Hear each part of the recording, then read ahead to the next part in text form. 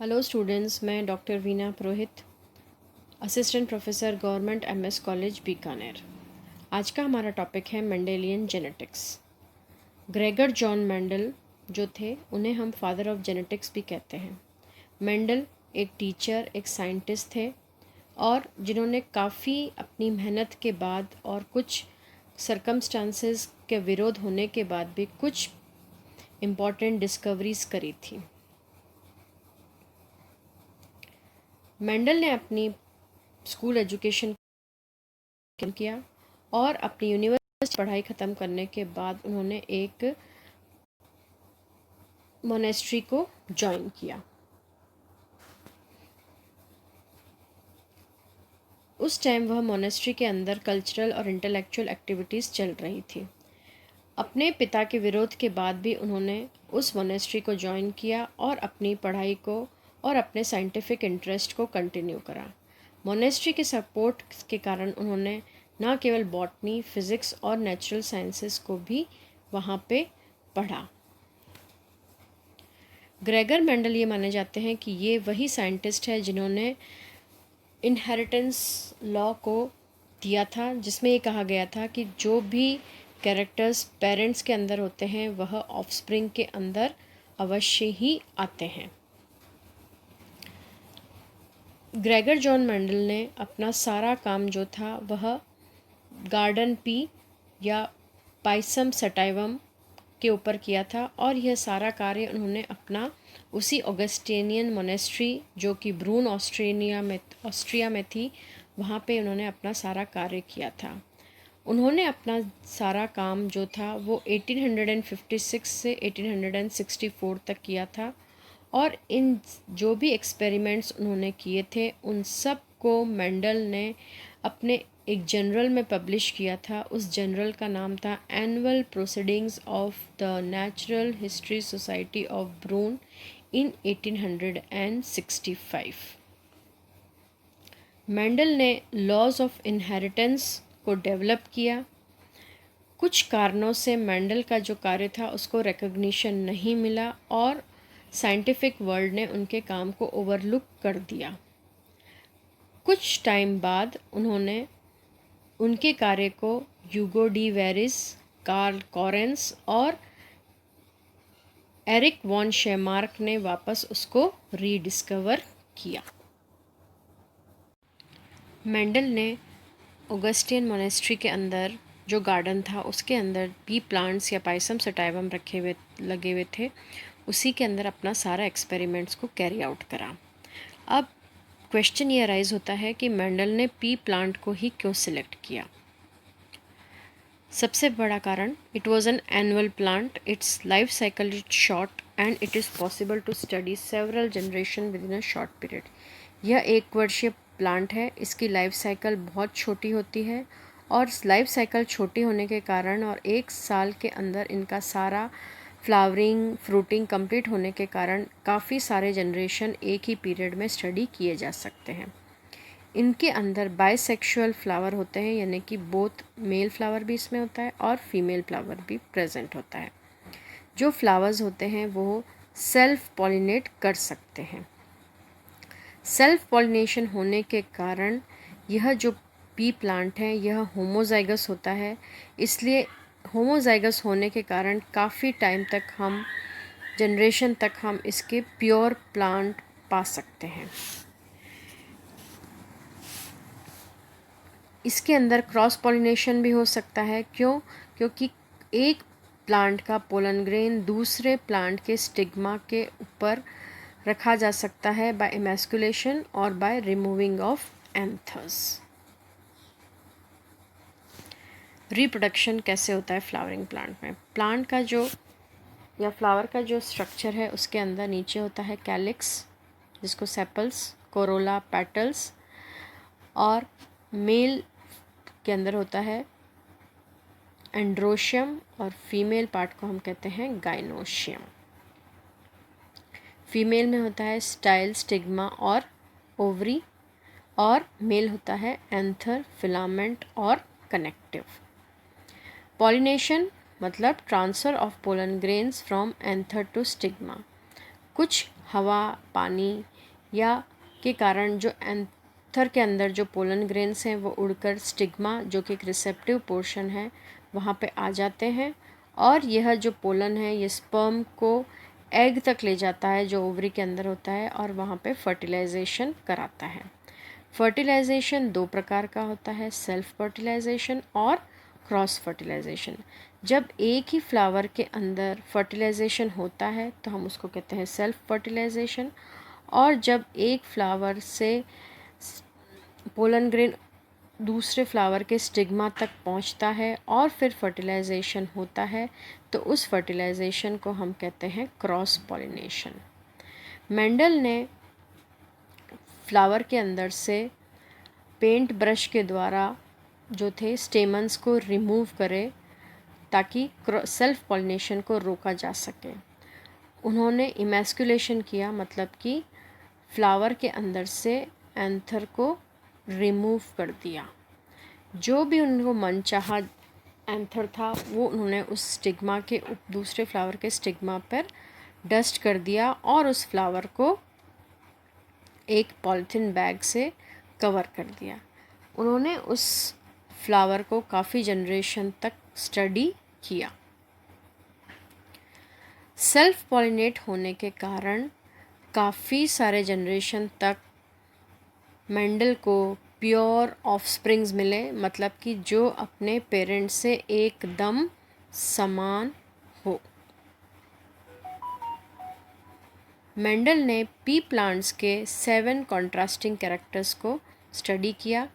वो 7 कैरेक्टर्स थे: seed shape, round और रिंकल्ड, सीड कलर येलो और ग्रीन, पॉड का शेप स्मूथ या रिंकल्ड, पॉड का कलर ग्रीन या yellow, seed coat colour grey या वाइट, फ्लावर की पोजीशन एक्शियल और टर्मिनल, प्लांट का हाइट टॉल और शॉर्ट, फ्लावर का कलर पर्पल या वाइट। अब उन्होंने पाया कि ये जो 7 कॉन्ट्रास्टिंग कैरेक्टर्स हैं उसमें जो कुछ डोमिनेंट ट्रेट होते हैं, कुछ रेसेसिव होते हैं। जैसे सीड की शेप में स्मूथ और रिंकल्ड जो 2 कैरेक्टर्स थे उसमें से स्मूथ डोमिनेंट है और रिंकल्ड रेसेसिव है। सीड कलर में yellow is dominant, green recessive. Pod का शेप में इन्फ्लेटेड जो है वो डोमिनेंट, रिंकल्ड जो है वो रेसेसिव। पॉट कलर में green dominant, yellow recessive. Flower colour में purple dominant, white recessive. Flower की पोजीशन में axial dominant, terminal recessive. Stem की लेंथ में tall dominant, dwarf recessive. Mendel के ये जो 7 पेयर्स ऑफ कॉन्ट्रास्टिंग कैरेक्टर्स हैं उसमें जो डोमिनेंट हैं और रेसेसिव है, उन्होंने हर कैरेक्टर के एक एक एक्सपेरिमेंट कैरी आउट किया कि उन्होंने स्मूथ को रिंकल्ड से क्रॉस किया या येलो को ग्रीन सीड से क्रॉस करो या इन्फ्लेटेड पॉड को रिंकल्ड पॉड से, जो भी है उनको क्रॉस किया। तो उन्होंने पाया कि डोमिनेंट और रेसेसिव का जो रेशो था वह 3:1 आ रहा था, जिसमें 3 राउंड या 1 रिंकल्ड, 3 येलो और 1 ग्रीन सीड, 3 इन्फ्लेटेड पॉट या 1 रिंकल्ड पॉट। कहने का मतलब है डोमिनेंट और रेसेसिव का जो रेशो था वह आ रहा था 3:1। मेंडल ने जो ऑब्ज़र्व किया था वो रेशो था 2:96:2.96:1। ये कुछ स्टैटिस्टिकल एरर था, लेकिन ज़्यादा सैंपल लेने के बाद उन्होंने यही पाया कि डोमिनेंट और रेसेसिव का जो रेशो था वह था 3:1। मेंडल का जो एक्सपेरिमेंट था, जब उन्होंने कोई भी 2 कॉन्ट्रास्टिंग कैरेक्टर्स, मान लीजिए स्टेम की हाइट ली हो, तो उन्होंने जो पहला जनरेशन था जिसके अंदर 2 कैरेक्टर्स एक कैरेक्टर को जब उन्होंने क्रॉस किया तो जिस कैरेक्टर को क्रॉस किया उसको उन्होंने नाम दिया पेरेंटल जनरेशन या P1 जनरेशन। उन दोनों को क्रॉस करने से जो फर्स्ट जनरेशन मिला, जिसके अंदर सारे के सारे जो मिले हैं एक्सपेरिमेंट्स, उनमें सब प्लांट्स टॉल थे। उन्होंने उनको नाम दिया F1 जनरेशन या फर्स्ट फीलियल जनरेशन, जो कि P1 जनरेशन या पेरेंट जनरेशन से मिले। F1 जनरेशन को जब उन्होंने सेल्फ पॉलिनेट किया, तब उनको जो जनरेशन मिला उसको उन्होंने नाम दिया F2 जनरेशन, जिसके अंदर रेशो था 3:1, जिसमें 3 डोमिनेंट थे और 1 रेसेसिव था। जिस तरह से ये एक्सपेरिमेंट दिख रहा है, टॉल कैरेक्टर लिया उन्होंने, स्टेम की हाइट, जिसके अंदर टॉल और ड्वार्फ प्लांट को क्रॉस करा, इसको दिया नाम P जनरेशन। जब टॉल और ड्वार्फ प्लांट को क्रॉस करते हैं तो मिलता है F1 जनरेशन, जिसमें सारे प्लांट टॉल होते हैं। जब F1 जनरेशन को उन्होंने सेल्फ पॉलिनेट किया तो जो जनरेशन मिला उसको नाम दिया उन्होंने F2 जनरेशन, और इस जनरेशन में आप देख रहे हैं 3 टॉल प्लांट्स मिले थे और 1 ड्वार्फ प्लांट मिला। मेंडल ने अपने एक्सपेरिमेंट्स के अंदर जो पी प्लांट्स में उन्होंने कैरी आउट करे थे, उनका ये कहना था कि जो भी डोमिनेंट कैरेक्टर्स ज़्यादा उभर के आता है, उनका कारण होता है कि कुछ ऐसे ट्रेट्स या कैरेक्टर्स होते हैं जो पेरेंट्स से ऑफस्प्रिंग में आते हैं, और उन कैरेक्टर्स के आने का कारण होता है फैक्टर्स और डिटरमाइनर्स। मेंडल ने इन फैक्टर्स और जीन्स को फैक्टर्स या डिटरमाइनर्स नाम दिया था। उनको उस टाइम तक ये पता नहीं था कि यह फैक्टर्स, डिटरमाइनर्स या पार्टिकल्स जो हैं वह एक्चुअली क्रोमोसोम्स पर प्रेजेंट जीन्स हैं। मेंडल ने कुछ टर्मिनोलॉजी दी थी। सबसे पहले ट्रेट, कोई भी कैरेक्टर्स जो पेरेंट्स से ऑफस्प्रिंग में पास होता है उस कैरेक्टरिस्टिक्स को हम कहते हैं ट्रेट। हेरिडिटी, कैरेक्टर्स जो पेरेंट्स से ऑफस्प्रिंग में पास होते हैं उन्हें हम कहेंगे हेरिडिटी। जेनेटिक्स, हेरिडिटी को स्टडी करने के ब्रांच को हम कहेंगे जेनेटिक्स। 2 तरह के क्रॉसेस होते हैं जेनेटिक्स में, एक होता है मोनोहाइब्रिड क्रॉस और दूसरा होता है डाइहाइब्रिड क्रॉस। जब एक ही कैरेक्टर को क्रॉस किया जाता है तो उसे हम कहते हैं मोनोहाइब्रिड क्रॉस, जैसे कि स्टेम की हाइट के अंदर टॉल और ड्वार्फ 2 कैरेक्टर्स हैं और ट्रेट एक ही है। डाइहाइब्रिड क्रॉस, जब 2 कैरेक्टर्स का क्रॉस कराया जाए, जैसे कि फ्लावर का कलर और प्लांट की हाइट। अलील्स, कुछ टर्म्स जो कि मेंडल द्वारा दी गई थी, उसमें एक टर्म है अलील। अलील होता है एक Greek word which means belonging to one another. Allele या अलीलोमॉर्फ जो होते हैं वो एक पेयर ऑफ कॉन्ट्रास्टिंग कैरेक्टर्स होते हैं, या एक ही कैरेक्टर के 2 ऑल्टरनेटिव्स होते हैं जो एक ही लोकस पे होमोलोगस क्रोमोसोम में प्रेजेंट होते हैं, जैसे कि डोमिनेंट होता है और एक recessive, capital T small t। Dominant F1 hybrid generation के अंदर जो कैरेक्टर अपने आप को एक्सप्रेस कर सकता है उसे हम डोमिनेंट कहते हैं और उसे हम कैपिटल लेटर में डिनोट करते हैं, जैसे F1 जनरेशन में कैपिटल T स्मॉल t या कैपिटल R स्मॉल r, तो जो कैपिटल लेटर होता है वह डोमिनेंट से शो किया जाता है या एक्सप्रेस किया जाता है। रेसेसिव जीन F1 जनरेशन में जो अपने आप को एक्सप्रेस नहीं कर पाता उसे हम कहते हैं रेसेसिव, जो कि एक स्मॉल लेटर से डिनोट किया जाता है। Genotype and phenotype. Genotype, the genetic makeup of an organism. कोई भी ऑर्गेनिज्म का जेनेटिक ऑर्गेनाइजेशन जो होता है वो कहलाता है जीनोटाइप। और फिजिकल या एक्सटर्नल फीचर ऑफ इंडिविजुअल को जो एक्सप्रेस करता है या एक्सटर्नल कैरेक्टर्स को जो एक्सप्रेस करता है उसे हम कहते हैं फिनोटाइप। जैसे कि कैपिटल T जो कि टॉल को डिनोट करता है, कैपिटल R जो है वह रेड फ्लावर को डिनोट करता है, कैपिटल R स्मॉल r भी रेड फ्लावर को डिनोट करता है, स्मॉल r जो है वो वाइट फ्लावर को डिनोट कर रहा है, यानी कि ये इसके जीन्स हैं और ये इसका जीनोटाइप है।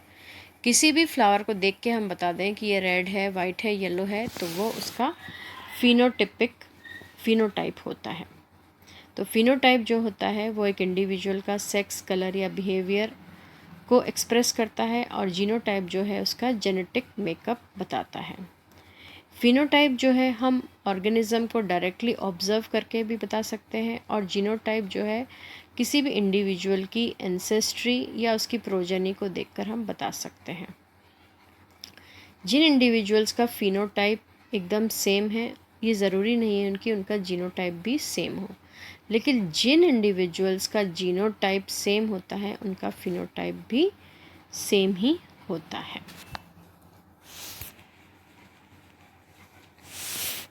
Genotypes of allele. Red flower का जीनोटाइप होता है R, येलो फ्लावर का स्मॉल r। जैसे जीनोटाइप्स कैपिटल R, तो वो फ्लावर होगा phenotypically red. Capital R small r, जो कि फ्लावर होगा उसके जीन्स हैं या जीनोटाइप है कैपिटल R स्मॉल r, वो होगा रेड। और जिस फ्लावर का जीनोटाइप या genetic ratio R small r होगा वो होगा येलो।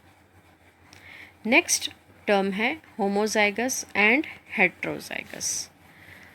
होमोजाइगस वह जीन जिसके अंदर 2 डोमिनेंट या 2 रेसेसिव जीन होंगे, जैसे कि कैपिटल R या स्मॉल r, यानी कि जिसके अंदर आइडेंटिकल अलील होंगे वह होगा होमोजाइगस। जिसके अंदर कॉन्ट्रास्टिंग अलील होंगे या डिसिमिलर अलील होंगे उसे हम कहेंगे हेटेरोजाइगस, जैसे कि कैपिटल R स्मॉल r या capital T small t। Homozygous जो हैं वह एक तरह के ही गैमेट्स प्रोड्यूस करेंगे, या तो कैपिटल T या कैपिटल R। हेटेरोजाइगस है वह 2 टाइप के गैमेट प्रोड्यूस करते हैं, कैपिटल T स्मॉल t या कैपिटल R स्मॉल r। आगे का हम नेक्स्ट क्लास में लेंगे। Thank you.